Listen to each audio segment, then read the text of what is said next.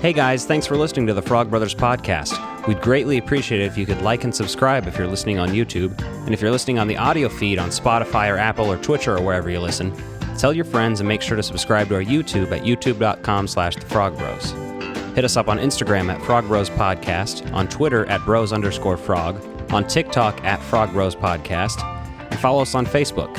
Join our Facebook group Frog Bros Video by searching just that, Frog Bros Video. Hit request to join and you'll be approved.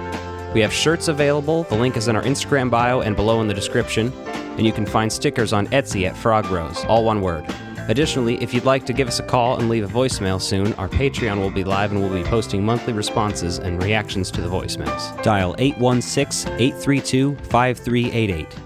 Hi, I'm Jameson Newlander, Alan Frog from the Lost Boys, and you're watching the Frog Brothers podcast. Let me get him!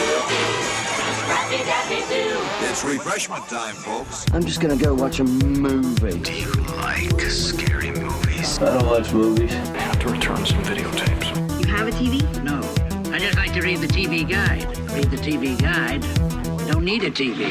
Books, records, films, these things matter. Call me shallow. It's the fucking truth. Over 1,600 titles, each for rent at just $2 the first night, and only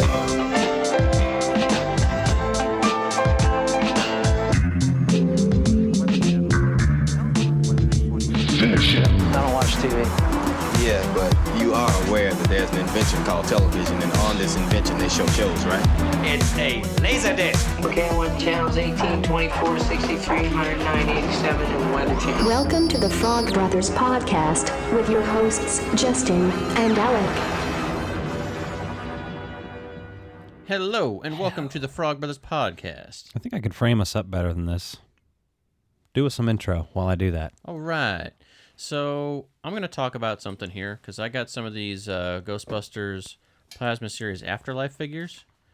And I've got all 6, or so I thought. Better? Looks better, Alec. Thought I had all 6. My friend delivered number 6, the Ray Stantz figure that I was missing. And I've been pretty careful to check these, right? And you're like, yeah, I think I could double check these. So I look, and all the accessories are good. All the figures are good. And then I hadn't compared the Ray Stantz to all the other figures. So I'm looking at it, and I'm like, motherfucker, I've been had. Ace Ventura style. So this right here, some dirty fucking cum dumpster should have been aborted, should have been a blowjob, should have pulled out, whatever the fuck. Trash human. Bought this Ray Stantz figure. Took it home. Took the figure out. Changed the fucking head with the first wave old school Ghostbusters figures just because they wanted the more accurate coloring of the costume. And then put everything else back in there. And I only noticed this when I put it next to the other figures because we were going to do a unboxing Build-A-Figure video. And then you see this trash human here. If you're this human, I'm going to tell you right now. Go take your hand, open your car door, place your hand in your car door, then slam the car door shut on your fucking hand because you are trash. And fuck you. I hope you get your dick caught in your zipper if you have one. If not, I hope that you chafe yourself so bad it hurts to sit. Holy shit! Where's the Tylenol? Well, that struck a nerve. Now that being said, I do have the rest of the line. I'm pretty happy about it. But that's why you got to double check these because people are bastards. So you got to check for the legs, or the creature parts. So we got podcast here, little fella. Little fella? Little fella. That's a nice figure. Oh. That's my favorite little soundbite, by the way. If anybody's wondering what it is, it's Willem Dafoe going, oh, right before he gets hit by the glider in Spider-Man. And that's the Winston Zedmore. He looks great. So I was really looking forward to opening these and doing a Build-A-Fig, but, you know. Yeah. Guess I'll keep waiting. Whoever and if you're did like that. me, and you're like pre-ordered from Hasbro, and like, I don't know if it's the definition of insanity or not, but we keep doing these pre-orders and just keep wind up canceling them. So it's like, should we even bother with the pre-orders anymore? I don't know. I haven't even picked them up in stores because I'm financially a little short right now, and I do have them pre-ordered still, and that's pushed back till October 1st right now, and I'm good with that at the moment, so... Yeah, that's fine too. Like I get that from a financial standpoint, but Right. the fact that like we do have a entertainment show, and Exactly. hard to entertain people when Hasbro Pulse is out there letting you down, being like, "Hey, pre-order this stuff, but we're gonna put it on toy shelves and store shelves first." And Hasbro like, should acknowledge us in our efforts in promoting their products, because I am the toy defender. You are the toy defender Who defends the Hasbro products of Ghostbusters against those who might smite it. I know we bought pretty much everything that's been available so far. Correct? You can pretty much cue up some generic Batman music, just like our later film tonight will. Da-da-da, da-da-da, da-da-da. Trevor looks great here too. Another figure from the line. I hate the name Trevor, but yeah. Peter, of course. Peter. He looks great. Everything's there. And then this one seems to be hard for some to find, but lucky. I found her. A couple others one day. I think I found her and somebody else, but the ghost the ghost trap, the RC ghost trap looks pretty cool, so that comes with there. And that looks, at a glance, that looks like just a more detailed version of the one that comes with the Ecto. Yeah. We haven't seen a lot from her in the trailer, so it's going to be interesting. No, and she's obviously got the she other has stuff. a full fucking outfit and everything, so I mean, I think we've barely seen anything from this fucking movie, so I'm so stoked. I think they've just given us Have they enough told to us know. the runtime? I don't think we've seen a runtime anywhere yet. I'm really hoping it's around a solid 2 hours, a little bit, like maybe 2:15 I could take. I think that would help it. I got to give a shout out to our friends in Australia, because we know several Australian Ghostbusters fans at this point, and they got pushed back to 2022. They got pushed back like an entire month. That's fucked, we got because pushed now a they're week. just going to have to pirate it, and they know that. Well, they're going to have to pirate it, or they're going to have to avoid spoilers. And you're like, There's no way, though. It doesn't make... They won't. They would literally... Yeah, there's no way. It doesn't make any sense from a financial business standpoint to have different release dates now with the internet. Like, you can release the same day everywhere now. Well, they must have thought, from a financial standpoint, 2021, maybe even 2022 for the theatrical release in Australia? Exactly. And the thing is, like, Southern Hemisphere, that's like their summer season. So what are you trying to have that be more of a big blockbuster for your warm season down there? Like what? When in 2022 is it supposed to release? Early January, but still, like that's over like That's a not month. cold in Australia. Yeah, that's warm. Yeah, Interesting. It's like a month and a half delay though. So you're going to tell everyone it's like, yeah, if you're outside of the US, you just got to wait a month and a half to avoid the internet for spoilers. Like, and I know this has been an issue for other tentpole summer flicks or just properties, tentpole Yeah, we didn't properties, even really right? talk about this, but how are you feeling about Top Gun being pushed back? I'm kind of annoyed just because it's been pushed back like 3 years to this point.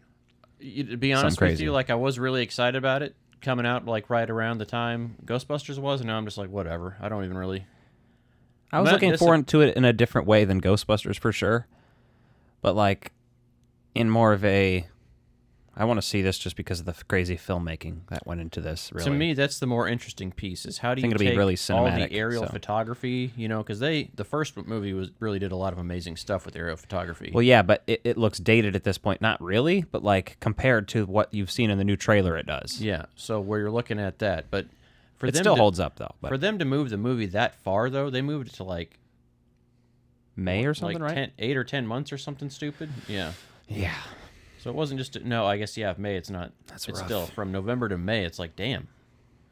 It's a long move right there. I mean, I guess if you want the summer season to kick off right, but the fact that they moved that, yet Marvel's still releasing films, to me that's kind of ignorant. Like you think anyone would be trying to follow Disney, and Venom got moved up to the 1st of October, right?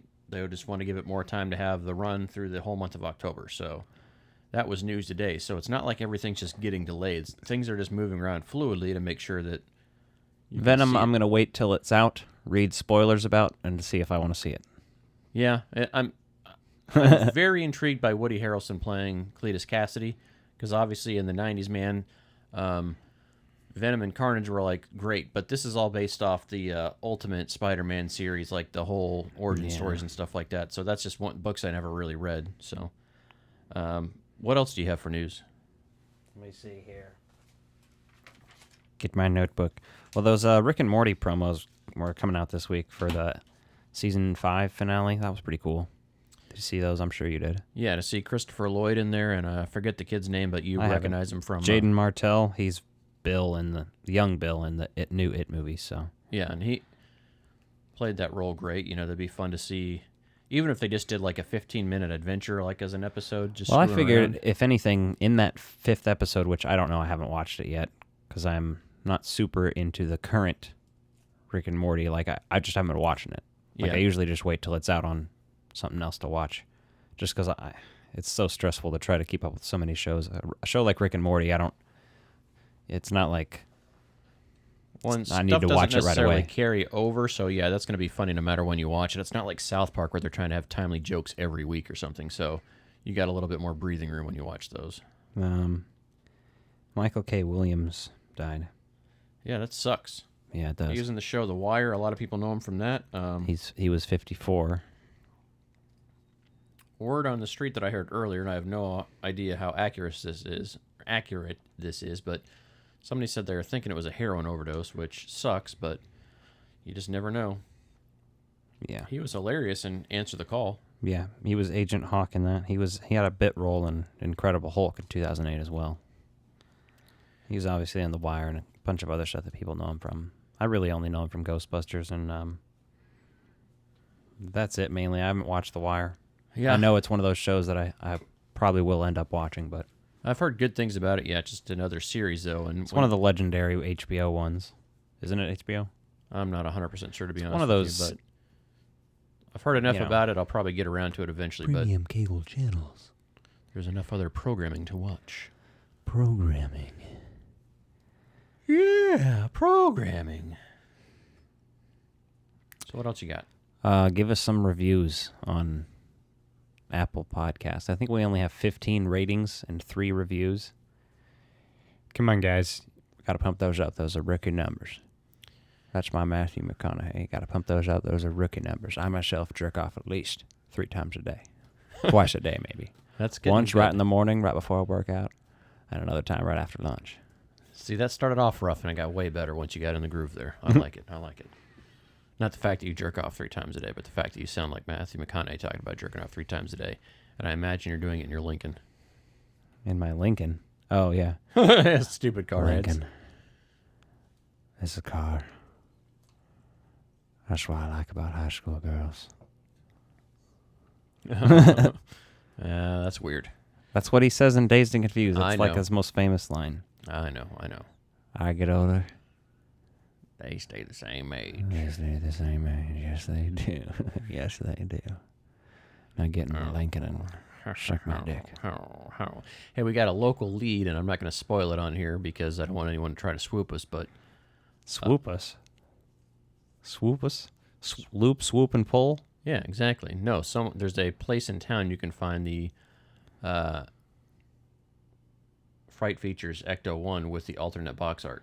Oh, yeah. With Phoebe in the jumpsuit instead of Phoebe in the overalls. Are you going to go for that? I'm thinking about it. I'm thinking that'd be a nice collector's piece. I just need to figure out when the hell I'll have time to accommodate my shopping excursion to make that happen. I would like to venture on that trip with you, but I don't know if I would get one of those. I just because I already have the Ecto, and I'm like, I like the art on the box already. I'm good with that. I'm just thinking if there's so few of them, I'd get it now and just flip it later, to be honest with you. And it would look nice on the shelf in front. What a wiener. Down the road. It's like an investment. It's like buying Bitcoin. I'm not trying to sell it tomorrow. Alrighty then. I'm not going to put it on eBay tomorrow and put triple price on there. I'll just wait for it to naturally increase in value and not be an inflated asshole. Fuck it. Go for it. You can find it cheaper. Fuck it. I guess we'll move on to our first segment of the night, which is actually not going to be Water Cooler Cult. No, you need to go here. I mean, are all your friends Satanists? A young Frenchman photographed this flying saucer, or is it? From a Do you believe in UFOs, astral projections, mental telepathy, ESP, clairvoyance, spirit photography? We're discussing Satanism and the occult this morning and some of the dangers. Telekinetic movement, full trance mediums, the Loch Ness Monster, and the theory of Atlantis. For the purposes of this study, we will focus on the number 666. Tonight on Six Sad World. Tonight on Six Sad World, we're going to be talking more fucked up, hilarious internet comments, because I like to piss people off. And I don't know, this is really stupid and childish, but I think it's hilarious, so we're going to do it anyway. Yeah, I saw the Alec was talking about this in the podcast. There's like two little interactions I had with people, because there's a particular group, which I won't mention, but it is a Ghostbusters group on Facebook. And there's a lot of those. A lot of them are big dumpster fires. Yes, a lot of them are... Very select few. The two best ones are, yes, have some group therapy, which is a lot of sane individuals. Yes. Mostly. Uh-huh. Occasional nut or two. You occasionally meet a nut. But as far as Ghostbusters fans go, we've taken our own head count here. Yeah. You know where I'm going with this. But anyway, there's a lot of hate for Answer the Call in these groups. If anybody even mentions it, it's often like it's just an immediate comment fest and hate fest. When and people are ridiculous. So angry and upset, you'd think that someone like fucking throat punched their grandmother. No, you would think that they got molested as a child during the movie. Yeah, like every time they got molested, that's what the movie that was put on or something. That's how their reactions are to it. It is violent and disturbing. And irrational. Yes. So this guy commented, and he's like, hey guys, I just watched all the Ghostbusters movies. I had never seen the 2016 one, and here's my ranking of the movies. And he ranked Ghostbusters as number 1. I think he put Ghostbusters, the cartoon, as number 2, maybe. And if he didn't, he put 2016. Uh-huh. He put it above Ghostbusters 2. Oh, yeah. Triggered. And all of these people had two reactions. You're a troll. This is bait. There were people saying, ban him. Like, some of them were joking. You could tell, like, oh, ban him because he likes 2016. That's a joke. Okay, whatever. Yeah. However you want to take that, it's still a jerky thing to do. But then there's people legit making comments like, oh, you really need to ban this guy. And I've told people this before. As a film, if you're talking from like high standards, Ghostbusters 2 is nowhere near as good as Ghostbusters. Do I love it? Yes. Yes, it's a fucking rehash of the first one in so many points. And it's everything they sequelitis. And everything they did to be different in that movie was edited out because they wanted to sell more fucking toys and real Ghostbusters advertising and merch. That's everything they took out. Like that's the biggest change is like Janine specifically. She was snarky and so dry in the first one. She's way better in the first one. Like she's great in the second one, and she's, of course, very attractive in both films, to be honest. I like the more conservative-looking librarian babe. Yeah. And then the wild New York bohemian that she becomes. Yeah. It rules. But either way, I commented, it's hilarious how many people don't realize Ghostbusters 2 as a film, regardless of your personal connection to it, is significantly worse than the first one. Oh, boy. Here comes the crazy people out of the woodwork. Someone let them out for the night. Mm-hmm. So, here's a reply. Totally sane reply.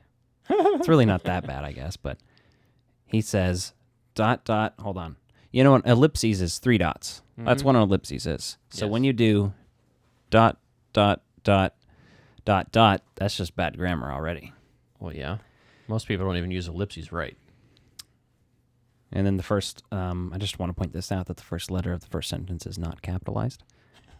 It's amazing how many people don't realize Ghostbusters 2 as a film, regardless of your personal connection to it, is significantly better than it's given credit for. It's hilarious, has a great villain, and we get to see the guys at the top of their game. Is it perfect? Hell nah. But it's really a solid sequel. There. Fix it for you. Not fixed. Fix. Yes. Like, I dropped out of my high school course to get on Facebook and fight fights with people here. Like, yeah. You dumb bastard. Someone else commented as well. It's funny how people have to devalue something in order to make what you like look better than it is. And I said, I'm not devaluing anything. I like Ghostbusters 2. I have a lot of it in my collection. I don't lie to myself, though, and say it's as good as the first film. Neither is 2016. I didn't even say I like 2016 better than Ghostbusters 2. I don't. And he said, the other guy commented back on this. The first guy who commented said, "Who said it's better than the first film?" And right away he lost me because I never said anything about anyone saying that either. Yeah. So he's already having a fictional argument. In his own head. Yes. You realize you can love the first film and think the second film is good without thinking it's better than the first film? Hold on, I need a little music to accompany this. Oh, yeah. Come on, turn it on. I will remember you. Sorry, I had to. Significantly worse is the words you chose to represent your opinion. That's an odd way of describing a movie you like. You'd think a better way would be, I like Ghostbusters 2, but it's just nowhere near as good as the first film. But no, you had to get all supremely negative. This is where I said, dude, stop adding me. I'm over it. Welcome to how 2016 fans feel. Who said it's better than the first film? I had that in quotes. I legitimately haven't the slightest what you are even referencing here. You are having a fictional argument at this point. It is significantly worse in my opinion. I went negative, ? Have you looked at these comments? Everyone was attacking original poster because he had a different opinion and they were saying it was trolling. But I criticized the sequel and people lose their minds. If anyone was trolling, it was me. Trolling people who shit on 2016 by shitting on the subpar sequel. Alright, good night, sweetheart. I'm gonna go do something more productive and beat off. I like how you tell him you're gonna go beat off, and you probably actually did. That's the beauty of it. Yeah, a few times. Actually, one of my favorite comebacks now has started to be, if like they keep commenting at me, I'll be like, stop adding me. You're literally interrupting the porn. Or, I'll spell porn a weird way, but like, yeah. I'm trying to beat off here. Fuck off. I want to think about you when I come, but I will. Don't make me. Don't make me give you a tribute. He said, back to me. Dude, you are trying way too hard here. We are talking about a movie. You need to chill out a bit. I need to chill out a bit? I need to chill out a bit? Stop adding me. You don't want people replying to you, don't comment. I'm glad you were over it. And if you were really over it, you wouldn't have typed a single word. As for what I'm talking about, let me clear up the confusion. You said, and he quotes, I don't lie to myself and say it's better than the first film. That's sort of a random thing to say, unless someone said, Ghostbusters 2 is better than the first film. Also, if you have to tell people you are trolling, you fucking suck at trolling. And I replied, I'm literally exerting minimum effort using small words so you get it. You're way too invested in this. Look at you go. Also, you got that wrong, champ. I clearly said, and if you could comprehend words, you'd get this, and I quote, I don't lie to myself, though, and say it's as good as the first film. So again, telling you what the hell are you on about? Trouble at home? Why are you lashing out irrationally? Yes. Beautiful. Yeah, it's pretty beautiful.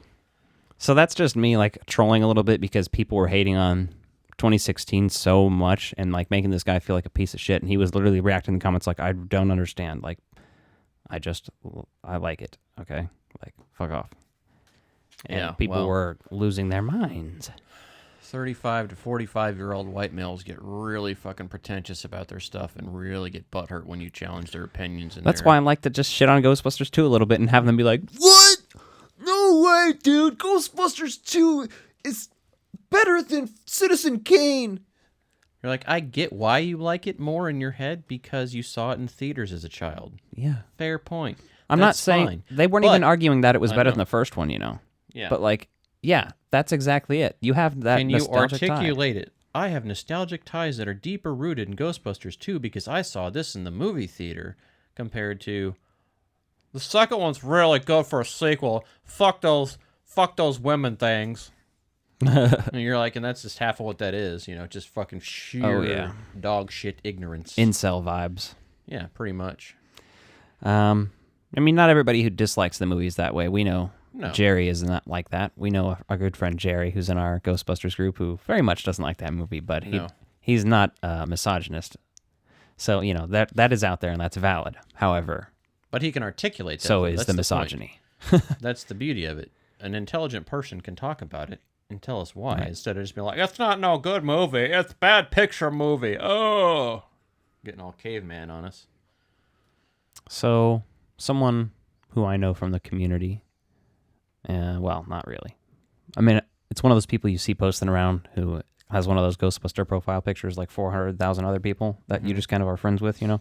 Yeah. And he shared a thing about someone having to go home from Dragon Con after having tested positive for COVID. And was like, you know, it was in a Dragon Con group that I joined because this was back when, you know, I was still debating if we were going to go this year. Mm-hmm. And he posted the guy his clip and said, hey, I just wanted people to know about this, basically. Stay safe. And then some guy commented this nut job, this fucking a nut bar, and said, the admins of this group shouldn't support propaganda posts. Oh, God. And then the admin posted right back off, man. I'm a scientist. That's amazing. Because that's what so many of the fucking dumbass people in this group don't understand is you're going to dress up like a scientist. They believe in science. No, this is better here. Hold on. Oh, it gets better? Yeah. Oh, beautiful. Tell me. He says, back to the admin, this stuff just bothers me because the Ghostbusters would never just fall into place and accept this. And our groups should be in likeness of them. I mean, they actually had unlicensed nuclear accelerators on their backs. They wouldn't give a rip about any of this garbage. And well, then, he's implying that if they had people that were actually franchising the rights, they may be pro-COVID because, you might catch the ghosts of the dead people. Yeah. I mean, I guess that's one way to look at it. If you're a lobbyist or a Republican, maybe we shouldn't get political, but if you're a Texan, maybe I think is the more appropriate thing. There's still some respectable Republicans out there somewhere. Yes, there's some. I haven't seen one in a while, but I'm sure there's one out there. If there's any left in Texas, well, they certainly didn't fly to Cancun. It wasn't that one. Oh, man. Oh, yeah, basically then a bunch of other people said, somebody else, sort of well-known, at least I hear his name on Yes Have Some a lot, said, somebody's scanning for a Bannon. And I replied with Bill Murray from Scrooge saying, get out of here, a gif of it. And which was liked by another admin who then responded, they wouldn't give a rip? Egon absolutely would. What Ghostbusters movies did you watch? And then, it just kind of goes on like that. Yeah. Well, So, these people all forget they're the ones who fell in the river of slime. We've taken our own head count, like I said before, and there seems to be about, what does he say, 3 million 3 million miserable assholes in the Ghostbusters fan community. And then he interrupts and it's 3,000,001. Exactly. Well, that's that. I guess we're going to move on to...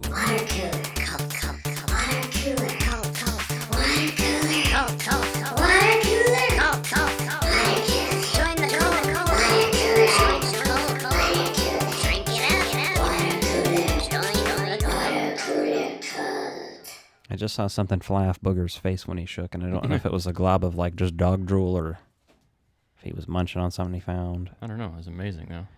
He's majestic. Yes, he is. He is beautiful. So, Water cooler Marvel, coat. what if? What if Doctor Strange lost his heart in ... And I don't know if there's actually supposed to be something that follows that. Oh. But you can't tell. There's no way to tell because once you click it, it just goes to that episode. Yeah. So there's literally no way to know. What if Doctor Strange lost his heart instead of his hands, I think is what it's supposed to be called. There you go. So. Well, there it is. There it is. And here I am talking to myself.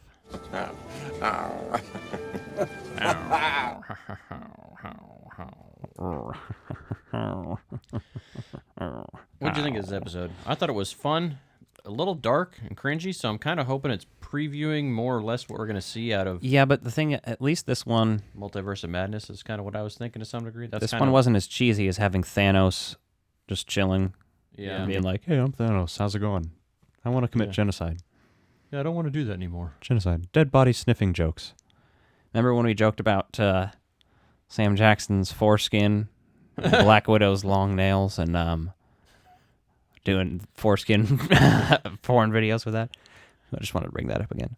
In case you didn't listen last week or you fast-forwarded through, Yeah. Alec wanted to bring you up to speed. Wonder how many times I can mention Doctor Strange's penis. Do you think he's circumcised? Well, there's 2 of them in this one, and he's a medical doctor, so... Think he frauded with himself? You think he docked himself? Do you think one version was and one version wasn't? No, because they were the same version split. Oh, so what you're saying is one of them could have been circumcised. Oh, no, what if he wasn't circumcised, and then when he split, one of them got the foreskin and the other didn't? Yeah, exactly. I see. Yeah. So it's like he got scientific. circumcised when he split. I don't know. It's interesting. I like how they brought... Do you all think that the... what's she called again? The one? What the fuck is she called? Do you think she was the Moyle?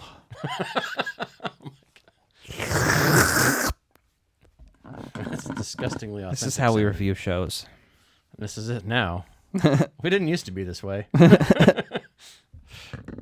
You used to look better. Exactly.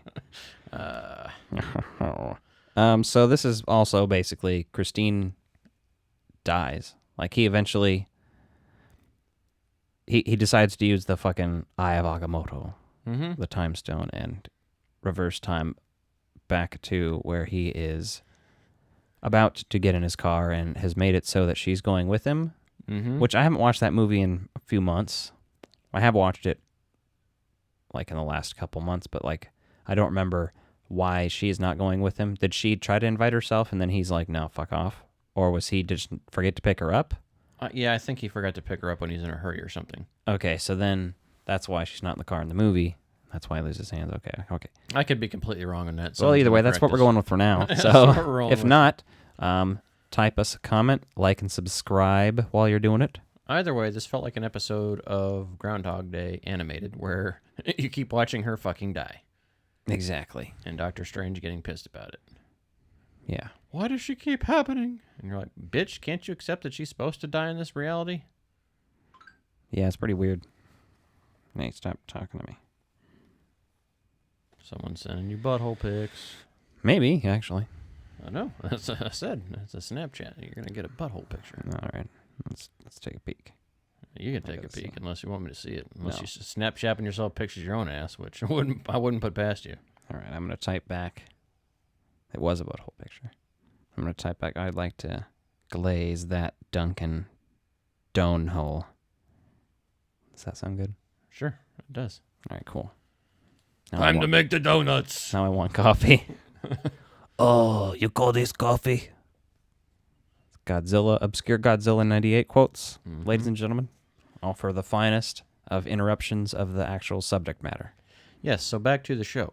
We got It was the show. This the whole time's the show. An evil Doctor Strange, and I killed him. I was about to It say. felt like a fucking Twister reference, too. You're like, okay, what are we doing with this show? Oh, yeah, Doctor Strange becomes evil, but not 100% evil. He's just fucking obsessed with bringing someone dead back to life. So he keeps trying over and over and failing because, you know, that's what happens. Can't bring people back from the dead. I don't like doing it. Robin Williams, Aladdin, obscure quotes again, ladies and gentlemen. Yeah, so he goes back to the wreck. You see her die like 400 fucking times, as we've mentioned, and in different ways too. Like she's fucking dying in a work fire at her home or some shit. The car accident like 400 times, even when she drives. Or he takes a different way, or whatever. One of my favorite parts in the episode was when you see him just absorbing all these creatures that he summons. Oh yeah, Use that's their power. fucked up. It is. It's interesting though, but the animation, like, kind of, I was getting some vibes in there of like, oh, okay, this is really cool. So you know how some of the creatures looked at things like that. So Yeah, I was smoking a blunt, so I was like, whoa, dude, that's pretty. You sick. saying you're smoking a blunt is like, my name's Alec. I breathe. I mean, to me at this point in time, you're like, I'm smoking. You're like, okay, you're breathing? No, I'm just telling you what state of mind I'm in while I'm watching it. Stoned. You're freshly high. Okay, so you're not in a leveled out state of mind. I awoke several hours later in a daze. And then you get to see that there's a good version of Doctor Strange still hanging around downtown by himself, and he had too much time to sit and think about himself. And then there he was. As a bad guy. And then there he was. Like evil Doctor Strange, yeah, there he was. Like disco lemonade. I smell sex in Doctor Strange's butt hairs. Maybe they are still on my mustache. I'll never wash it again. Now that just went to a country song. That's fine. It's okay. No, so that was interesting when you see them fighting it out. And they had some pretty good fight sequences there with those two battling back and forth. We just skipped right to the fucking end. Oh, what did we skip? Some bullshit? I was just going to say, yeah, some bullshit. You don't give a fuck about this episode. It's hilarious. I don't really either, but it was decent, but I like it because it took it a little more seriously. Yeah, but you're just redundantly getting to the point. They took a long time to get the point across that he was never going to bring her back no matter what he did. Mm-hmm. Did I just hear an owl hoot or somebody yelling in the apartment complex? I don't know. Interesting. I don't know. I just don't know. I don't know. Who am I? So, yeah. Strange versus Goth Strange is what I wrote down. Yeah. And he destroys his own universe after the Watcher comes in and is like, hey, you fucked this up, bro. Yeah, you fucked this one up, and like, I'm you gonna... can't do anything? He's like, I can't intervene. I got more sense than that. Exactly. I don't wanna fuck up somebody else's timeline because you're a dumbass. I'm like, fair enough. It's a good point. It's like, I intervened on his timeline. There you go. Got more sense than that. He could buy a new one. He could transform to a new one. Oh, God. Yes? No. All right, so let's move along to something else. Justin gives zero fuck about What If this week. No, I watched it and I had fun with it, but... Oh, yeah, it was a TV show. What are we talking about this week? We're talking about a little movie. You know what I just watched? Me pulling a can off some moron's fist? Return of the Jedi. Did you see Alien? When that creature was in that guy's stomach? Oh my god! Oh my god! You ever seen that really old movie? Empire Strikes Back? Jesus, Tony. Welcome to Retro Release Reviews. This movie was directed by Sam Raimi. Yes. That's accurate. That's an accurate statement. What year was it from? 92? 90. 90. Oh, yeah, before the returns. The before times. The before times. Because I wasn't born. Yeah. BC. Before time. BA before Alec. So this movie's called Darkman. And it's called Darkman. It's co-written and directed by Sam Raimi. It had 5 writers on the movie. It's definitely one of those movies that came out right on the time of the Batman hypes. The hypes of the Man-Bat guy. Danny Elfman did the soundtrack. And he basically... Hire us to be the new Muppets. He just used the same soundtrack from the Batman movie for the Darkman movie. That's me kicking the chords. I see that. The chords are moving on the table. Yes. Yes. So, also Frances McDormand's in this. And that's a fun connection because Joel Cohen did some uncredited rewrites on this film, who is her husband, who were the editors or assistant editors, sound editors, I don't know. They helped edit somehow Evil Dead. And that was how they got the idea to do their first film, was seeing how Sam Raimi did his. Well, that's a good point. So fun connections there. So Bruce Campbell has a cameo at the very end, but I mention that now because... he was considered for the role of Darkman. He did, but they thought he was too trendy. And... you know what? There's a fun story also behind someone else we've already quoted tonight that we love very dearly. Who's that? The Paxtonator. Oh, yeah. He's the one who told Liam Neeson about the audition because he was going to audition for it. Liam Neeson got the part, and Bill Paxton was like, fuck Liam Neeson. I think he stopped talking to him for a while. Probably. I would have. Just because, I'm human. Yeah. I mean, fucking dick. Made some money goddamn Liam, goddamn Neeson. Yeah, and Liam Neeson in this movie is... Can you imagine? Take the fucking elephant! Liam Neeson in this movie, I'm going to tell you right now, is kind of garbage. Yeah. His accent is complete trash. Like, he goes back and forth between wanting to be American accent but not knowing what to do the entire time, and it's really annoying. Julie, it's me. Am I a medieval king? Who knows? Yeah, exactly. So this movie starts out on the docks. You get a little, like, mobster vibe going to it, right? Yeah, and then one of the mobsters is, I recognized him immediately because he's he's the basically abusive in line, I guess you might say, cop who's also black in Boys in the Hood. Yes. Yeah, that was one of his big roles. Booger, you sat right on my headphone cable. Yeah, he does. Oh, he's shaking. Is it storming outside? No. I hope not. I don't think so. Somebody set off fireworks? What's going on, buddy? You okay?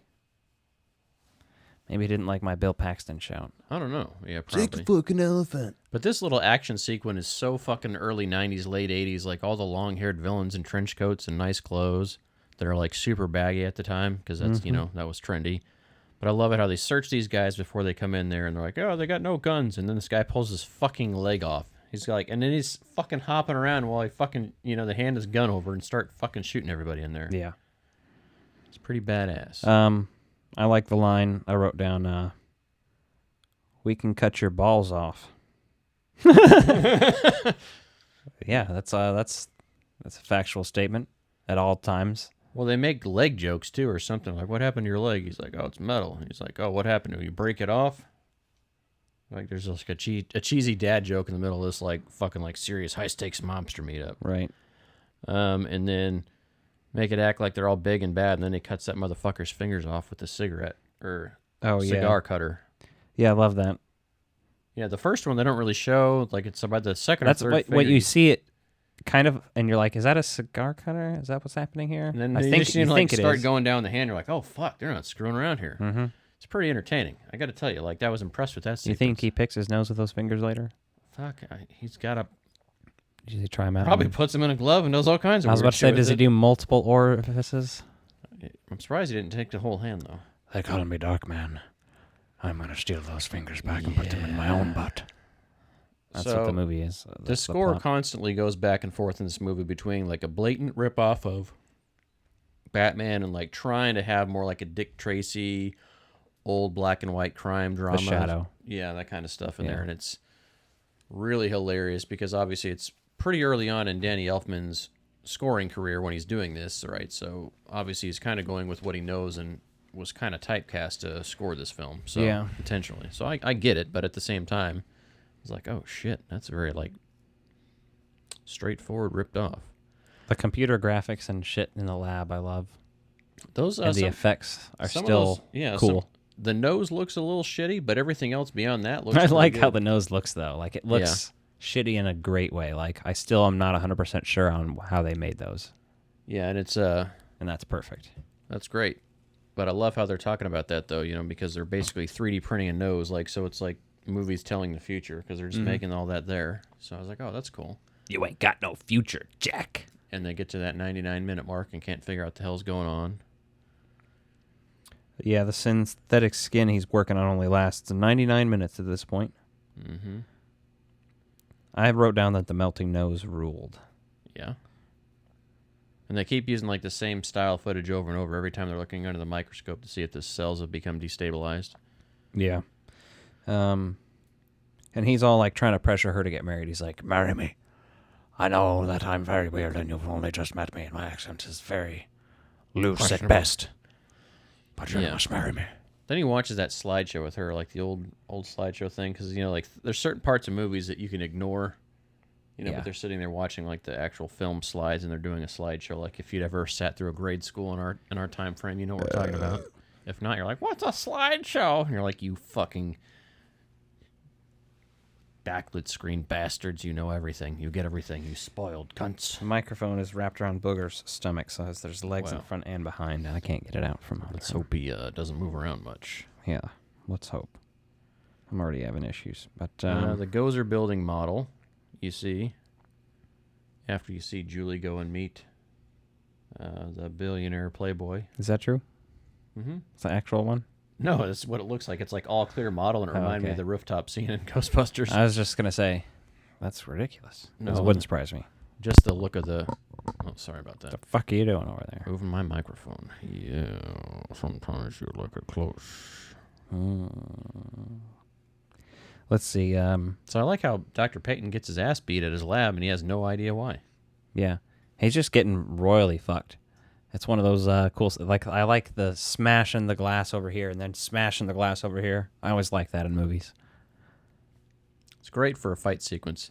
Some of the fighting was pretty well choreographed in this. It's pretty fun. But it's cheesy, comic booky, very Batman, 1989. Like, it's very lifted from that style. I wonder how many people of this movie worked on that one. Like, I don't know, man. If you're looking to try to repeat or duplicate that, you could have stunt choreographers and all sorts of people. Yeah. I don't know though, for sure. Just a thought. Yeah, but it has very much Invisible Man vibes too, because the cloth that he's wearing around his face to like hide his scars. Oh yeah, they killed his lab assistant. Yeah, that was fucking rude. They just fucking point blank murder that motherfucker. Blow his fucking brains out. And then he like compliments him on the job well done. He's like, yeah, you shot him great, or whatever. He's like, shot him right through the center. Yeah. And then after that, they got that cute little bouncing duck or bird or whatever it is that blows the whole building up when it hits.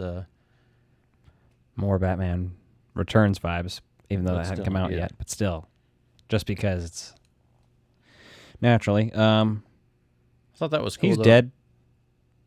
Or are they thinking he's dead? Yeah. And they have a funeral. Mm-hmm. And at his grave.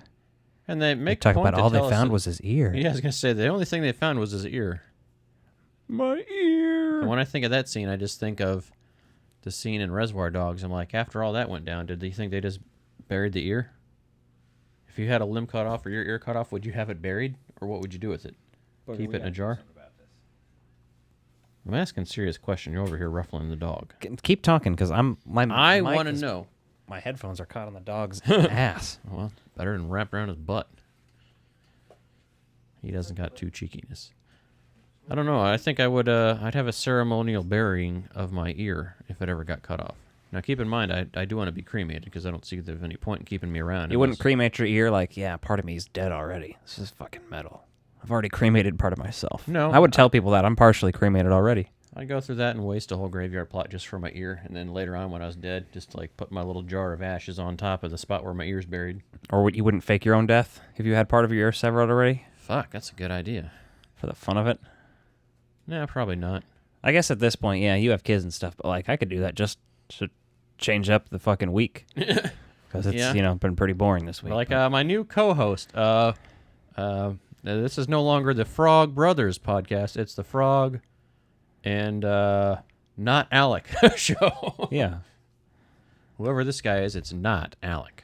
It looks suspiciously like him without a mustache and in women's lingerie, but other than that, not him. Dr. Frankenfurter. So the lab explodes, he flies out in the river, and then he's found. That fucking rules. It's hilarious. He flies out of that I know, you motherfucker. see the body fly out of it. That's the best part. Like, you're like, why is this one random? Oh, that's him. Sam Raimi, baby. Fucking lands in the river and washes ashore, and then he winds up in some medical facility, and they're like, yeah, we found this way. People that are burn victims tend to be in, like, chronic pain the rest of their life, so... Yeah, this shit's crazy. Like, they did all this crazy experiments on him, basically. Yeah, like, he doesn't go get revenge on them. Like, that's the part that doesn't make sense to me. Like, that should have been the sequel, him getting revenge on these assholes. He has burns on 40% of his body, is what they said, mostly on his face and hands. Yeah, and that motherfucker's not walking out of there alive the way he looked. So, that means... Like, honestly... They made 2 sequels to this shit. As long as his dick still has nerves in it, he has no reason to be lashing out this irrationally. No, they killed the nerves in his entire body, they said. See, that's just rude. Then he does. The movie's justified if his penis doesn't work. I mean...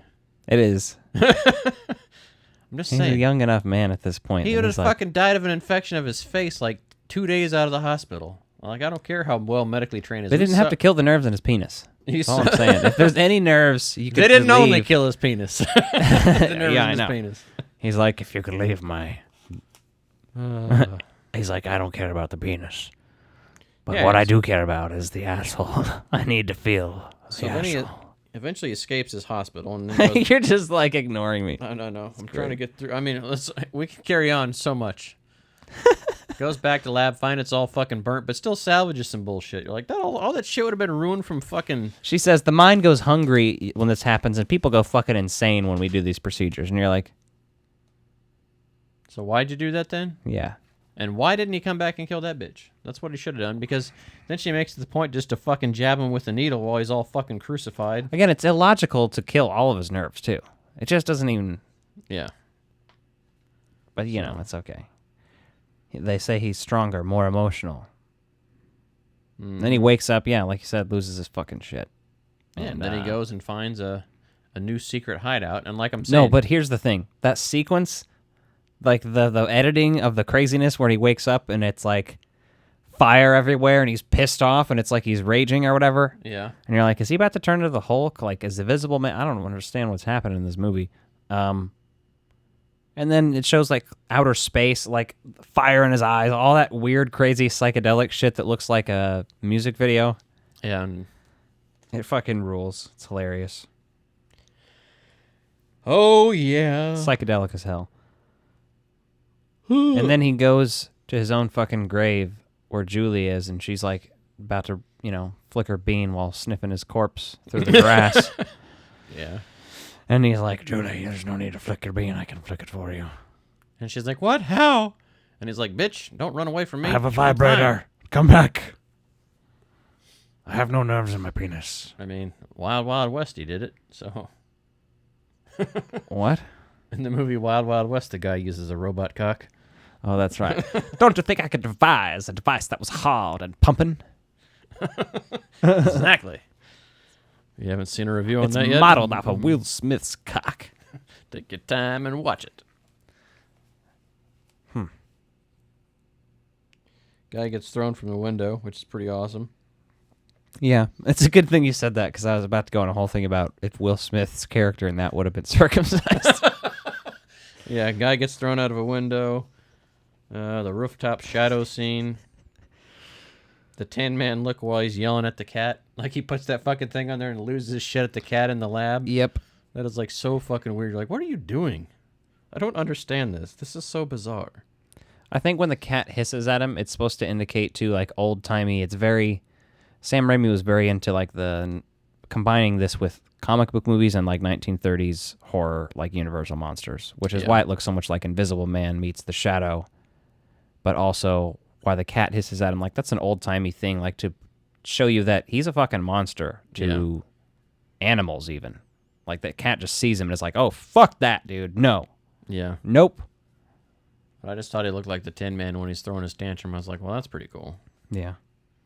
Julie and Peyton meet at the cemetery. Oh, yeah, you were a little ahead of me there. He starts building up the machines and shit in his lab again, you know. He's like, all right, I'll build. I promise I'll build myself a new cock, Julie. Well, when he find out that he sees... When he goes to spy on Duran, he finds out that he collects fingers. Because you see that whole, like... Yeah, is that a nice wooden watch case? You're like, no, that's a finger case. That's later on, isn't it? And well, at least that's when we see these collecting them. Maybe it just cut off. That happens in just a bit. Okay. But no, actually, you might see some of them. I think you do actually see some earlier on too. So maybe you're right. But either way, he builds up his machines and he starts being able to replicate the skin again. Yeah. And then he fucking replicates Durant. Yeah, and he fucking goes and murders. No, he doesn't do Durant. He does the bald dude at this point. Yeah. What's the bald dude's name? Larry or some shit. Yeah. I just didn't write it down. He was like a Paulie. That's it. Paulie? Paulie. Yeah, because he looks like a poor man's version of Bruce Willis in this movie. I was like looking at it a few times. I was like, is that? No. Is that Bruce Willis's shorter, out of shape brother? Is that Bruce Willis's stunt double? Is that Bruce Willis's penis? Looks the same. Exactly. Probably wears a suit. Now. And is in reality Liam Neeson himself. Wow. Yeah, then so basically he goes and meets those dudes and steals the briefcase, and they're already weirded out like by him. But before that, he's already used the Durant mask to kill that guy. So no, that happens after. I I thought that happened before, and then they're coming at him together when he's the other guy, and then that's why their police come looking for him in a minute. I don't have anything about that yet. All I'm talking about is when he's Paulie. Okay. Well, when he's Paulie, he's meeting them at the diner. He gets the money from them. Then he leaves. He goes, what do I have written here next? Oh, because down outside of the place, that's when the mask starts to bubble. No. Okay, yeah, no, that's when she goes to his grave. What the fuck did I have written up here? Or was I reading down here earlier? I don't know, I'm high. There's no way to tell. She goes to his grave, he shows up. I wrote down LOL. That's my note on that. Oh, that's fine. That's when you were talking about Durant is doing taxidermy, right? It looks like he's just doing ordinary taxidermy, and then it slowly pans down to show also the box of fingers. Yeah. And that's what he's actually doing. And that's when he dresses as Durant. But he practices his voice, and she's listening to his voice on the tape recorder. Mm-hmm. What line does he say? I can't remember. He's saying something over and over. Yeah, he keeps saying over and over. Then he goes with his goons, and he fucking like robs that store, and he's like, "I'm Robert Durant" at the camera and shit. Yeah, because he's like basically using the exact audio of what he had as a clip. Yeah. Then he goes to the guy that's refusing to give up his, like, I guess, protection money or whatever. Mm-hmm. And he's struggling to convince the guy, yeah, and then he lights his fucking hand on fire, and it freaks the guy out, and he's like, whatever. He's struggling because he just doesn't know how to act at this point. He's just, like, trying to be this guy, and he doesn't necessarily have the balls until he does. Yeah, until he's like... Right, and he has no feeling, obviously, so he's just like... And obviously, they're fake hands on top of that anyway, so... But that's pretty funny. Then he pays him. Gets him paid up. They throw Paulie out the window earlier, though. That already happened. We forgot to mention that. But Paulie gets thrown out the window because they think he took the money. But really, Darkman took it. Well, then he goes on the date at the boardwalk with Julie. And everything's going fine, hunky-dory. She's asking him a lot of questions about... Well, first... when he's still Durant, I just want to talk about real quick when his timer goes off and his face starts melting as Durant. Oh, yeah, boiling. The melting and boiling effects are really cool. I like those. But then, yeah, the carnival. They go to the carnival, which is probably my favorite scene in the whole fucking movie. It's a good one. And it's all starting off so much fun. Yeah, that's like they're just doing fun carnival shit. And then the funny thing in the background is, see the mutant man! Yeah.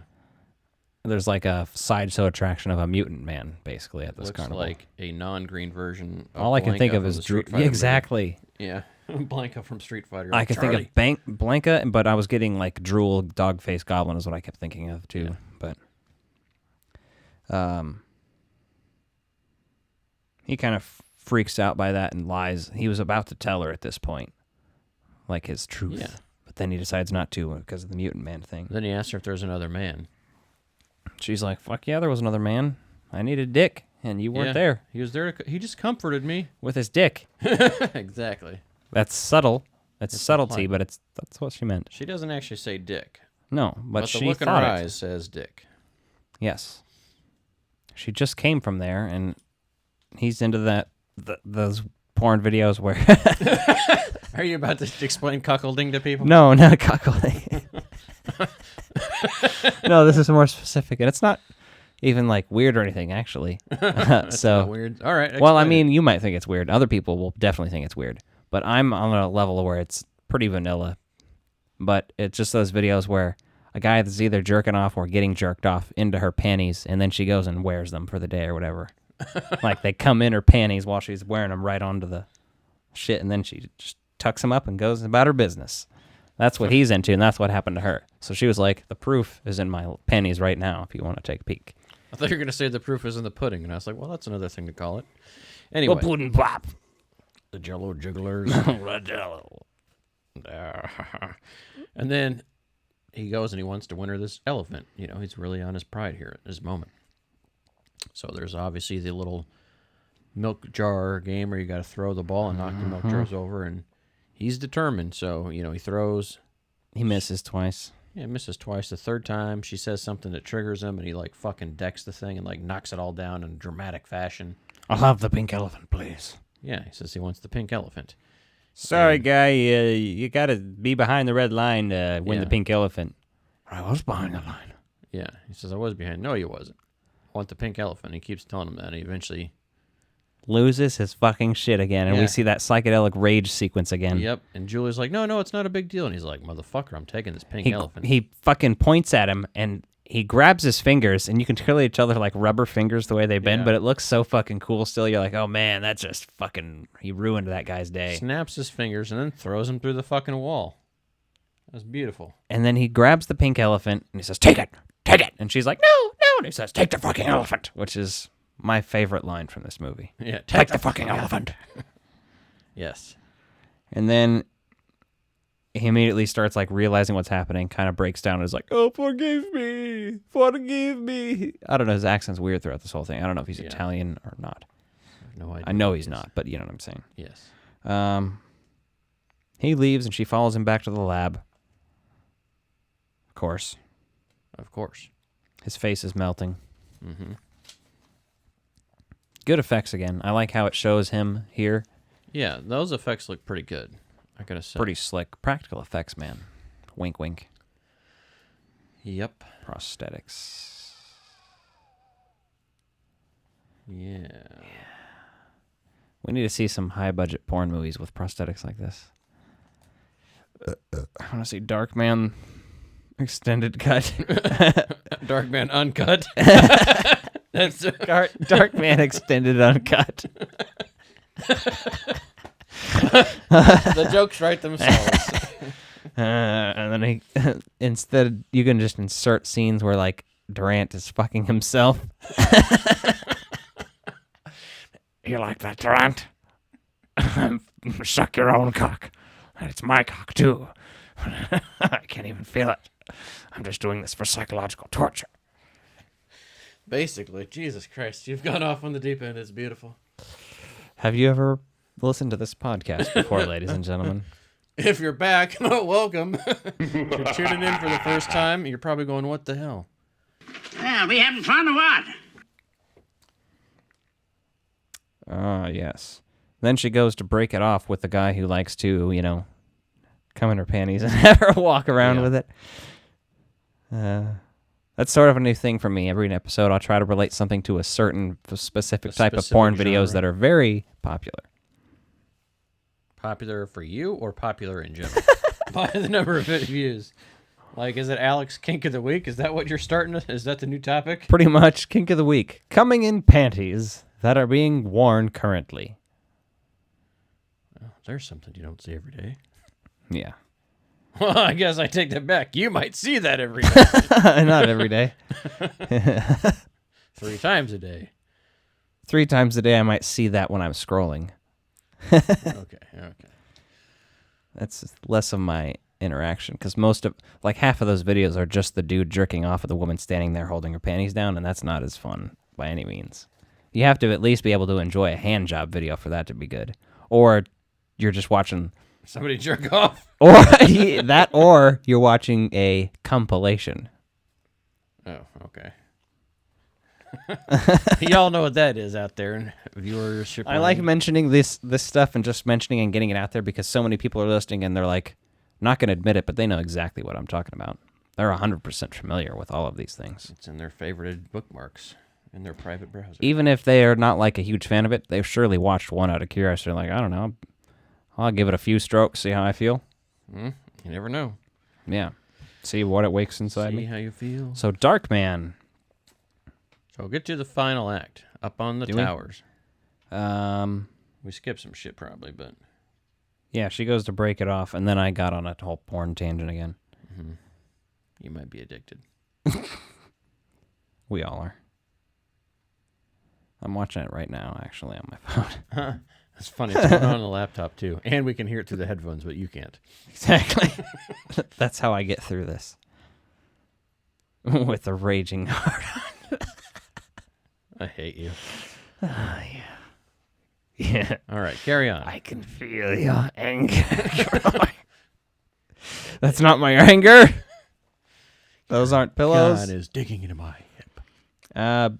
He sends Durant to follow Julie to him. Mm-hmm. The guy who is actually the evil guy because he turns out to be evil. He burned the lab, and she finds out and is like, "You burned the lab."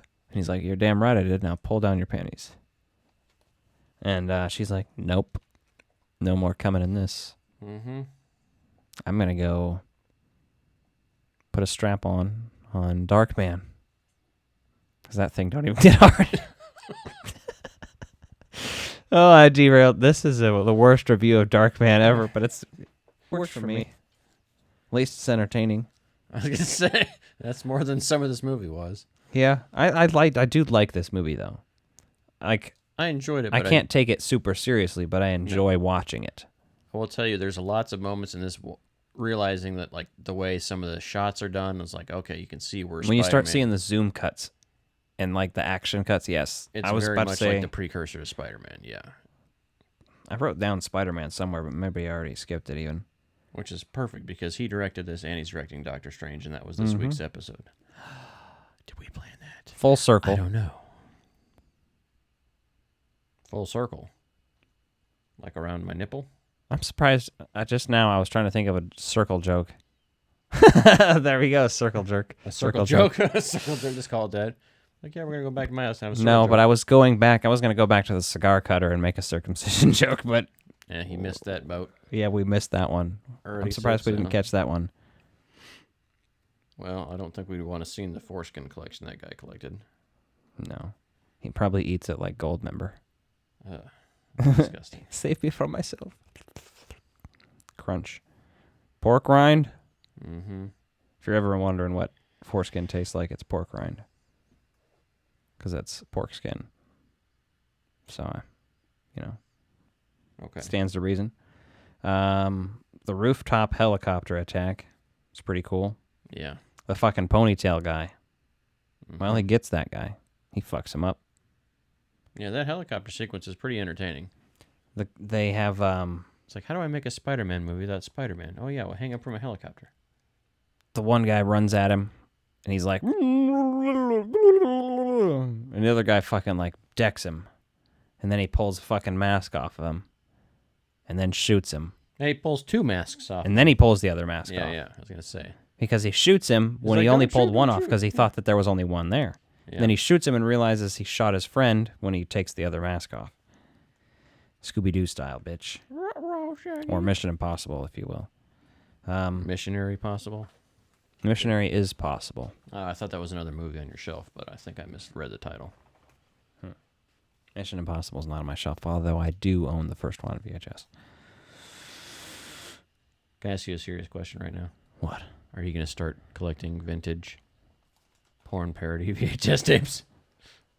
Yes. I don't know how easy they're to come by, though. They're definitely probably fairly easy if you got a VCR that works.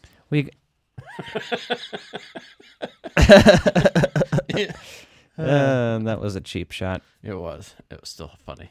Thanks, Dad. No problem, son. No.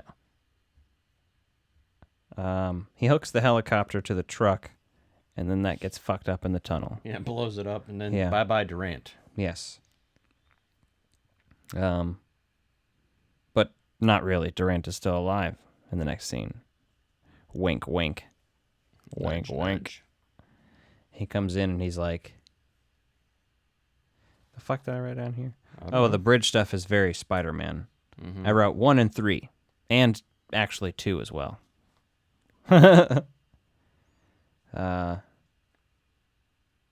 Everything he learned making the handcuffs catching her fall was bullshit. Oh, and the steel beam, yeah. That made no sense. She was so far back on the steel beam, it was like that. I don't understand. Is she a ghost, but her handcuffs aren't? So she fell through it, and they just caught on there. Yeah, or was she falling and was like?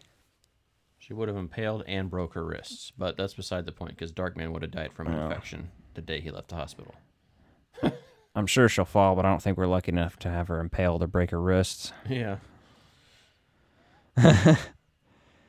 My last note says, and this is just the state of mind, apparently. I finished this movie at like 4 a.m. last night, also stoned out of my mind.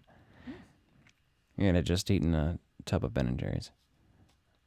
And I said, drops dude off after. I don't know what the fuck that means. But that's the last note for you.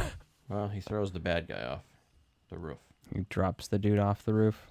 Mm-hmm. It sounds like it's dropping someone off in a car, like he dropped him off at whole McDonald's. sequence of him talking shit, but like, I made my money by working steel because my dad was rich and I worked steel beams, and so he's like, trying to dance and jet fuel can't melt steel beams, he said. Yeah, pretty much. And he started a conspiracy video website in 1990. Hey, 4 days till the 20th anniversary. We're gonna have a cake. Jesus Christ. Seth MacFarlane might, but not us. If I happen to have a cake coincidentally on the 11th, it has nothing. I'm gonna go and see if I can get a 9/11 cake made by somebody. Oh my God, that Like should be a fucking clickbait video. Right buildings with flames. So sick. Oh man, I'm sorry. That was bad. I can see it though, and it looks delicious, like the flames. I can see it in my mind's eye, and the flames look delicious. Clementine flavored orange flame frosting. I could go real dark with this, but I'm just gonna leave you with that. Imagine a 9/11 cake with flames. I'm not even gonna go as dark as to say you need a model airplane or anything to go with it. Get some of those micro machines they used to make, put on cakes. I had micro machine airplanes on a cake when I was a kid, but there's no buildings involved. Jesus Christ. This is terrible. Are you sure? This content is trash. Ooh, yeah. We're getting shut off soon. I'm gonna go to hell when I die. I'm gonna go to hell when I die. I'm gonna go to hell when I die. Oh, we have a top 5 today? Fuck yeah, we do. Top 5. I didn't do it, but I can throw one on you, I guess. Top 5. Top 5. Top 5. Top 5. Top 5. Top 5. Top 5. Top 5. Top 5. Top 5. Top 5. This is top 5. Top 5 Christopher Walken movies.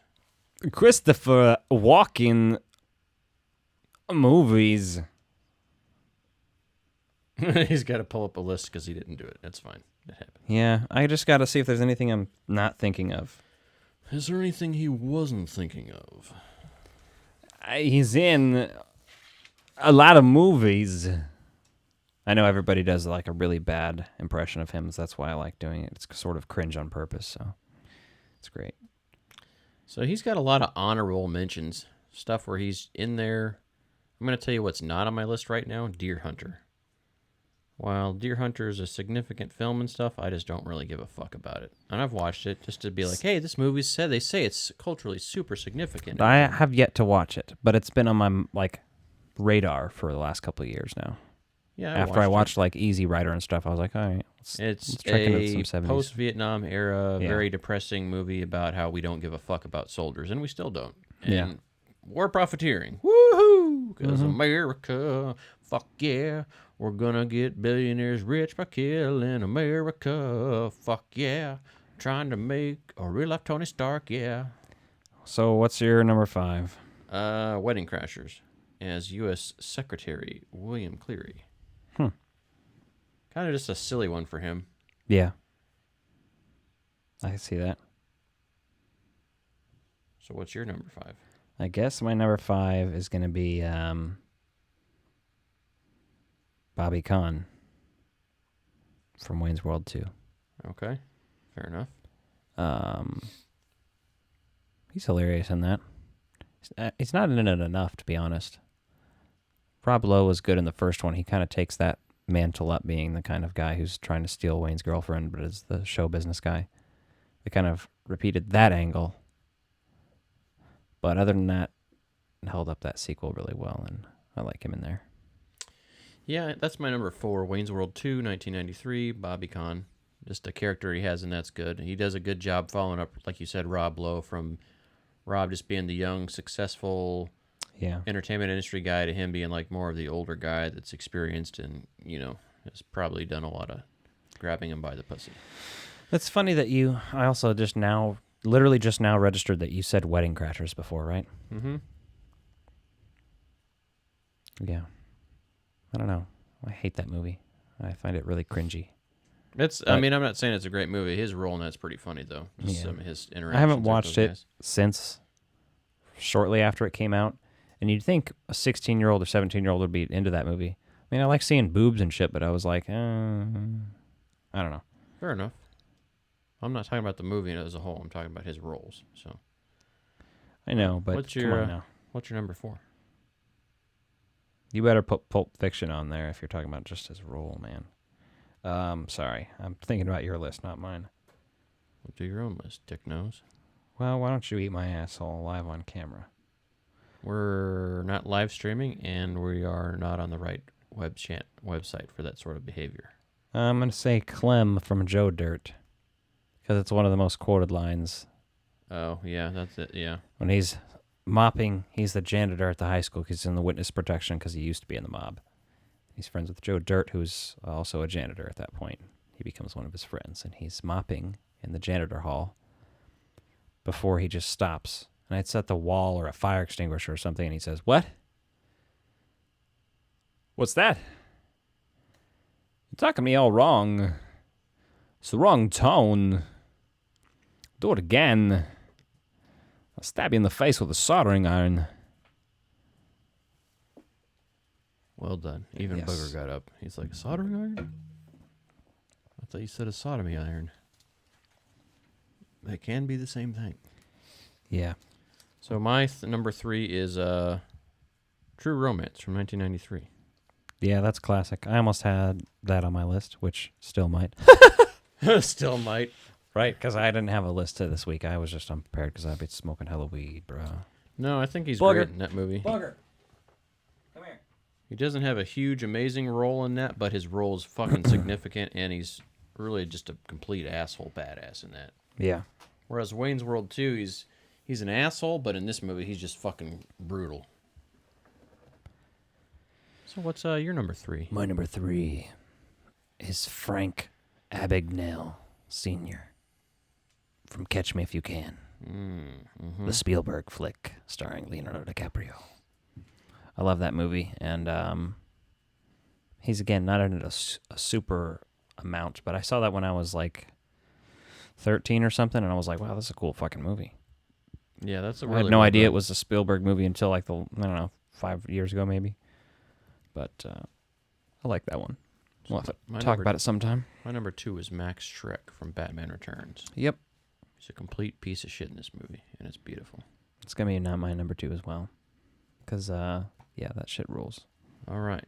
Well, my number 1, Peter O'Fallon, 1997, Suicide Kings.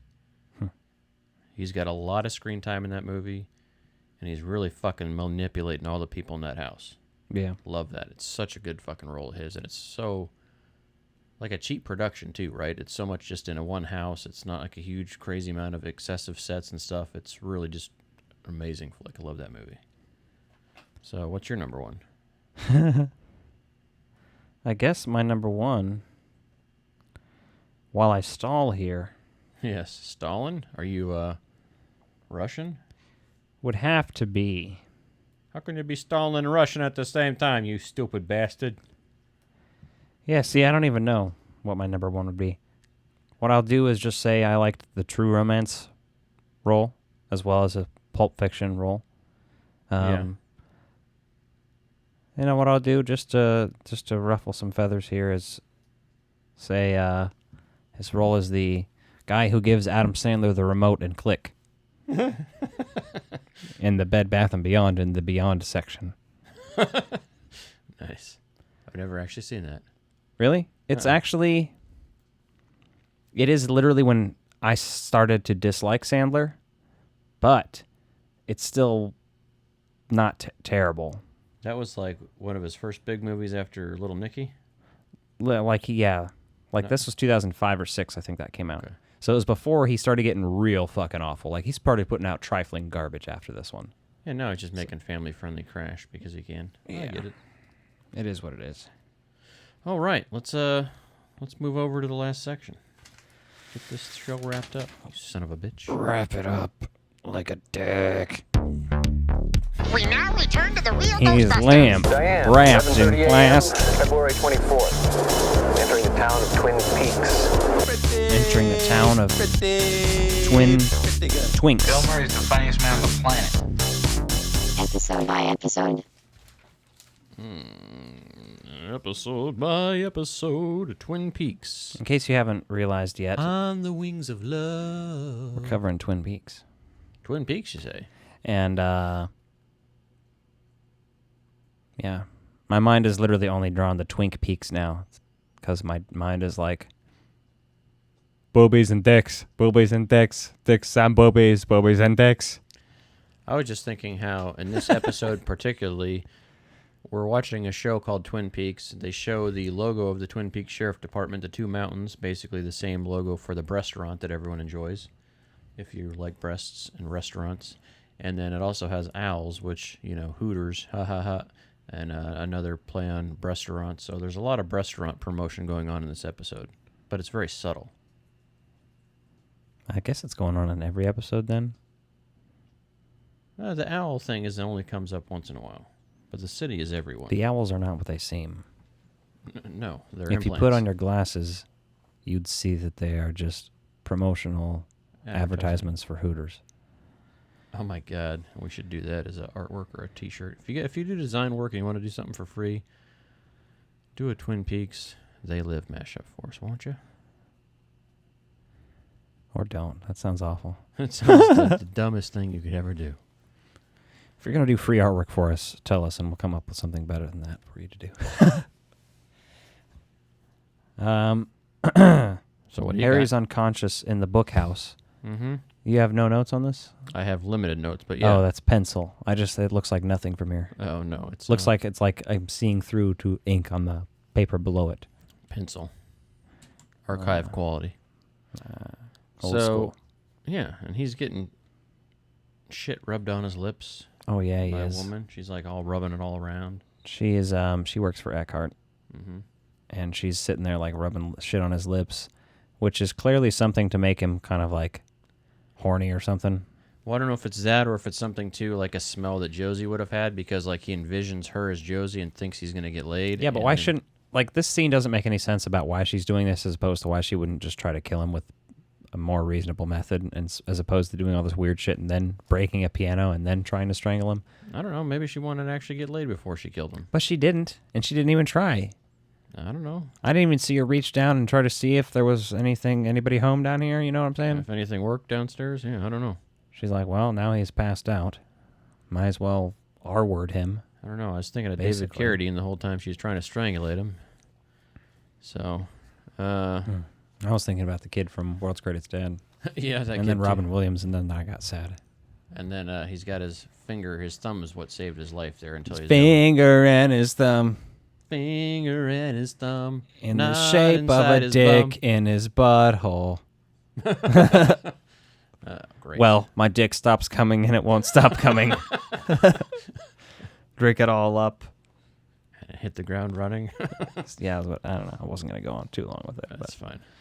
Man, we're doing some real musical quality work today. So people, this is a trash show.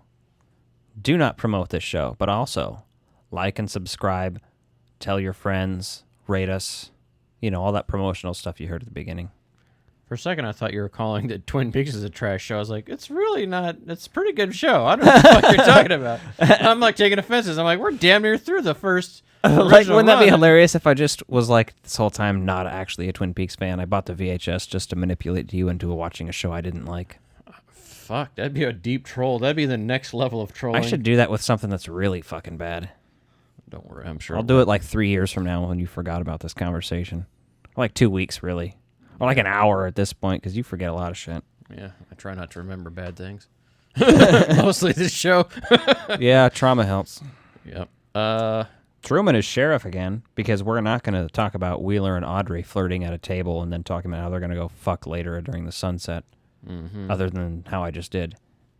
I just had the note that he beats her ass in lingerie, going back to the opening sequence. Yeah. Like when he slams her in the wall and like elbows her in the gut and everything, I was like, oh, damn, he ain't fucking around. Nope. It reminds me of the scene in, it just reminds me of GoldenEye, What is that chick's name? Natasha. That is like the one that fucks people to death. Oh, she kills him with her thighs? Yeah. Yeah. The one guy, it looks like she's fucking. It's not on Natasha, the boat. it's the other one. It's the villain. And yeah, Natasha's the one girl. Yeah, Natasha is... She's the black-haired Russian woman. Yeah, I forget her name. Who, like, also sounds like she has an orgasm when she shoots a bunch of people. She probably did. Possibly. She probably held it up against her I have a pooter. note here that Billy Zane was trying to bang Audrey in that sweater he's wearing. That sweater, that, like, multicolored 90s sweater. Well, if you had that sweater, wouldn't you try? I would. Yeah, if you looked so. like Billy Zane. If you bring a hammer, don't forget to bring the nails. That's what he says to her. And then she says that back to him. Oh, okay, I see. She says I thought you were that as making he's a leaving. Jesus joke. No, he's asking her. I was where your trying mind to went with construct. that. You're like, Wait, how can I make this a crucifixion no, joke? Billy Zane's basically telling Audrey, like, quit fucking coming to my room if you're not going to give some loving out. Only come in my room when I'm in it. Waka waka waka.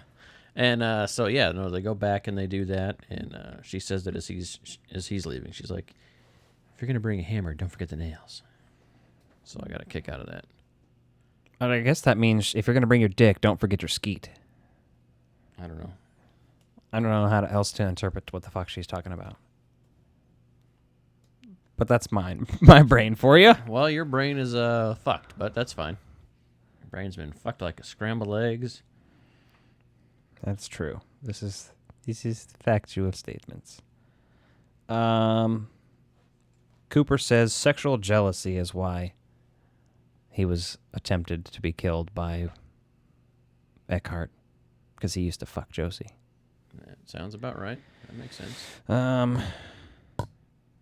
He makes Truman puke by telling him, my breakfast is... You know what works, Cooper? Raw meat. Well, Cooper says it first to him. Oh, yeah. Cooper makes him puke that morning, and he says, raw meat and egg, and, like, I don't know what else. He's like, poop and butthole, and he may as well have, because eventually he's like, anchovies. And then Harry goes and pukes. Mm-hmm. Harry's hungover still, or poisoned or whatever, so there's a number of things going on. Poison gas! What is that from? I don't know. It's just funny the way you said it and the shape of your face when you did it. I just looked over and like, poison gas! Oh, I guess I've watched that movie a lot more than you. It's from, I'll tell you guys now, in case you're wondering, which you're not. But it's from Harold and Kumar Escape Guantanamo Bay. Oh, I've never even seen that one. And one of them is smoking a bong in the airplane in the bathroom, and then a guy sees him, and they start freaking out because he's Middle Eastern, and it's 2004. Jesus Christ! They even have a guy portray George Bush in this movie, and he smokes weed. But I'm getting off track. But either way, in this scene, he then throws the bong, and the smoke escapes, and a guy goes, "Poison gas!" And also because he said, "No, it's a bong, not a bomb." I think he's saying bomb. Yeah. Yeah. We're going to review those at some point, because the third one's a Christmas movie. Yeah. That's NPH is in all those. Mm-hmm. You mean NPH? I said NPH. Sounded like you said M. N. Your Fuck you. enunciation was not the most delightful or perfection. Or perfect. I don't fucking know. Shut the fuck up. Eat upon my supple anus. You ever heard that? Supple anus. Supple anus. My anus is supple. A noose. How many people have tuned out? If you're still here for Twin Peaks, if you're stick still here around. for We're Twin not Peaks done yet. and you're listening to this, even though you haven't watched the show and you're just like, I just like to listen to these guys ramble. That's probably who is left. I don't know if there's actually any. If you're a Twin Peaks fan, leave a fucking comment so we know. Because we're about to get in the return. Like in 4 episodes. 5 episodes, maybe. Gordon Cole shows up. Gordon Cole talks really loud. He yells the whole time. Yeah, eat my meat and break an egg on my dick. And all that shit. I'm gonna crack an egg on your asshole and fuck it till it's scrambled. Oh, God. That's basically what he sounds like. But he comes I'm back going to and pour an restates. egg in your ass. Use my dick to swirl it up. and then pour it out on a pan and make you eat it. I just wrote a porn movie. I wrote one, and somebody should buy it from me and direct it. I'd buy a copy. I don't even know what to say to that. I like how he talks about breakfast then, too. He's like, I love breakfast, sounds great. And they go over to the diner. Oh, then he yells, Bonsai! And Wyndham Earl, his microphone goes nuts. Which is why I almost yelled it right to the mic, just so we could recreate that kind of. Yeah. But I just felt I would spare the audience in case they're listening at their desk all of a sudden, and then, their coworker hears Bonsai. But I'm sure anybody who's listening to this at work has headphones in because the content. Like if your boss just walked in and heard us talking about like you might be in the 9/11 cakes and Scarlett Johansson jerking off Samuel Jackson's foreskin. We're a fun podcast. Could be worse, John. Could be a lot worse. Yeah. Cooper's reinstated, and my note about that is I'm horny. Mm-hmm. And he gets the new gun. He's all horny about the new gun. Yeah, his dick is definitely hard for that. No issue. He's like, good. Having a gun is having a second cock. Pretty sure that's a line in some other movie. It is. That's why I said it. Oh. Half of what I say is movie lines. And here I am talking to myself. I was going to say, and here you are. I was going to see if you're going to quote anything else. Yeah. It didn't take me very long to come up with a response to that. That was a quote to a movie. So, hey, Andy gets to go rappelling down from the fuck Andy sheriff office roof. Andy, what are you doing? Earl and Leo. Oh yeah. Fucking with a deck of cards with people's faces pasted on. While they're eavesdropping. Yeah, and he has the cards he's laying out with queens for Donna, Ashley, and Shelley's faces. Cooper's a king. He's trying to decide who the fourth queen should be and decides that'll be the winner of the Miss Twin Peaks pageant contest, which that will come to fruition in one of these episodes. He also implies a bloodbath is going to be going on there. So he implies, he's going to kill them all.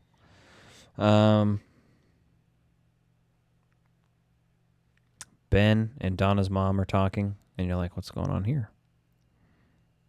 Yeah. It leads to some shit later, but it's also kind of just dropped and never thought of again after the season 2 ends. It's kind of pointless, so we'll just kind of skip over that. They're just murmurs at this point about something's... They're talking about something secretive that they have to hide, basically.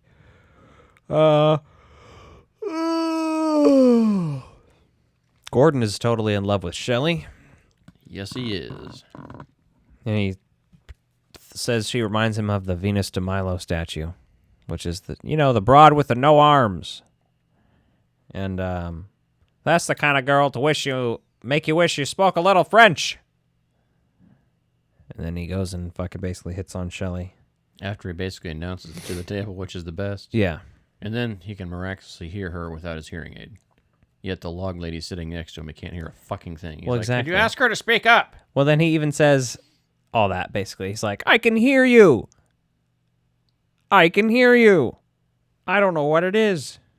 And he's all weird. Been wearing these for 20 years. And then, could you tell her I'm hard of hearing and to speak up?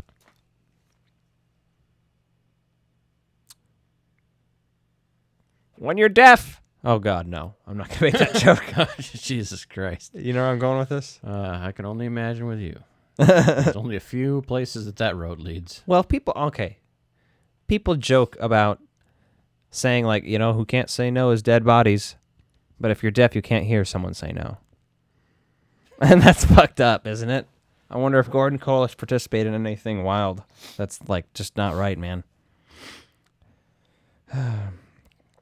This is a dark Frog Brothers podcast episode. Mm-hmm. Yeah, there's some weird shit going on. Strange things are afoot at the Circle K. Justin's going to slowly distance himself from the Frog Brothers podcast. I'm just going to slowly distance myself from you, you sick fuck. I'm not a sick fuck. I'm just a good writer of comedy. On the spot. I don't know if there's any writing going on here besides the trash that's spewing out of our mouths, but here we are. Then we get to the cave. Before that, though, Cooper arrives, and I want to use like fashion show music because he's in like this fucking theater teacher outfit, basically. That's the best way to describe it. Yeah. Black turtleneck and black pants, black coat, black shoes, black hat, Cadillac. Mm-hmm. He's a time bomb. He was a time bomb. And, yeah, he's wearing one of those fucking helmets with the flashlight on top. Just like the miners in Jurassic Park and Ghostbusters, too. Mm-hmm. Grunts like me. He's a digger. Yeah. Grunts like me. We were talking about earlier how we're uncomfortable with that line and repeating it because to say it in his accent and everything and try to replicate it, it almost sounds like you're trying to say the N-word, and that's just not okay. Even when he says it himself, you're just like, Yeah. whoa, what the fuck did he say? You're like, oh. Like, if you put subtitles on and you just switched it to the N-word, you'd be like, whoa, that is what he said. You wouldn't know the difference. Grunts like me. I'm not even going to say it now. I'm scared I'll accidentally do it. No, don't. It's fucked up. That's all the farther that train goes. It stops right here. Okay, come on. We're not that bad of people. We wouldn't actually say that or anything. You wouldn't hit a guy with glasses, would you? Yeah, Owl Cave, though, the symbols, the all that tomfoolery. Mm-hmm. They show the Owl Cave symbol. I like how when they're down in the cave, Harry S. Truman's wearing his fucking hat. His cowboy hat. Everyone else has hard hats. You call him Harry S. Truman? Yeah, I think he's just Harry Truman, right? Yeah, Harry S. Truman is the president, though. Yeah, but I thought he was named after him. I don't know, possibly. I would assume, So, I guess. anyway. So, Harry's just wearing his regular old cowboy Harry? hat down there. I've reached the top. That's what Cooper says when he gets there. Mm-hmm. And Yeah, these that's- guys can't figure it out because then Wyndham Earl goes down in the cave and figures out how to turn the symbol upside down. So he grabs the penis-shaped looking item and gently strokes it and turns it over. There were several penis jokes I was trying to think of while I was watching that to write down. I couldn't think of any, and I was like, whatever, I'll just think of it on the spot. But you already mentioned it and kind of killed the fire there, so. Yeah, put it out. You put it out. Already gone off the deep end enough with dicks, jokes, and buttholes. And Yeah, no, here's a question.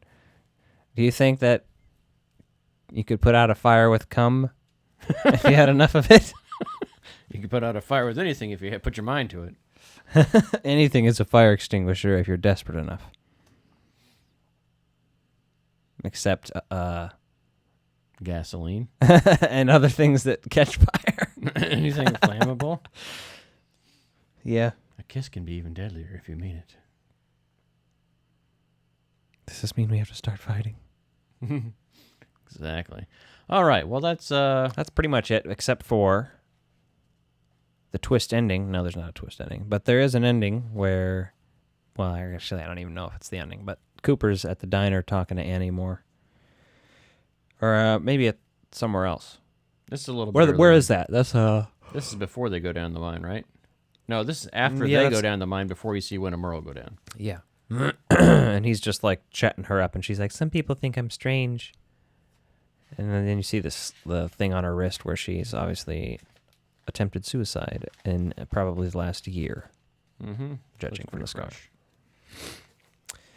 Well, that's our episode. And I Thanks for think I'm coming going to have to to our cut TED us Talk. out early before I start talking about moils and foreskins and more cum jokes. Right? Something like that. I should probably. Yeah, cue the music. There we go. Oh, that music. Oh, yeah. It's like when you're on stage and you see the cane coming out and they're just trying to pull the motherfucker off stage. We need that. Or if you live in Texas and it's the coat hanger now because Texans are fucking stupid and they're going to kill people. Yeah. Although not all Texans are assholes. I will say the Republic legislative branch of Yes. Texas. Anyone who Be more voted for that, specific. I hope you get your dick caught in your zipper. So. We got a little more political than usual, but, you know, sometimes you got to talk shit. Yeah. Me and Silent Bob are pro-choice. A woman's body is her own business. Frog Brothers. Frog Brothers. Frog Brothers. These are my dinner guests. Frog Brothers. Frog Brothers. Frog Brothers. These are my dinner guests. Shut this off. Shut these all off.